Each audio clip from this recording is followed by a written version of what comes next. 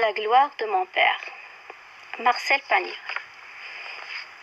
Je suis né dans la ville d'Aubagne, sous le Garlaban couronné de chèvres, au temps des derniers chèvriers.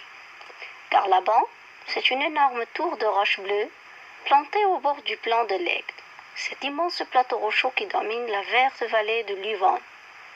La tour est un peu plus large que haute, mais comme elle sort du rocher à 600 mètres d'altitude, elle monte très haut dans le ciel de Provence.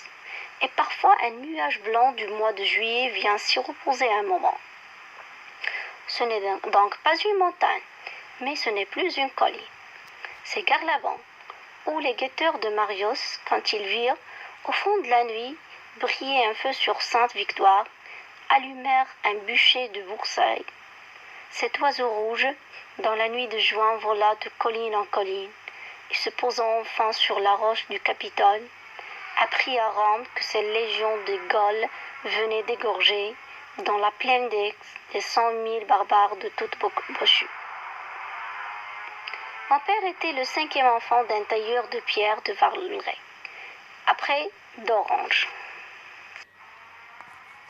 La famille était établie depuis plusieurs siècles. D'où venait-il? Sans doute d'Espagne, car j'ai retrouvé dans les archives de la mairie de l'Espagnol, puis d'Espagnol.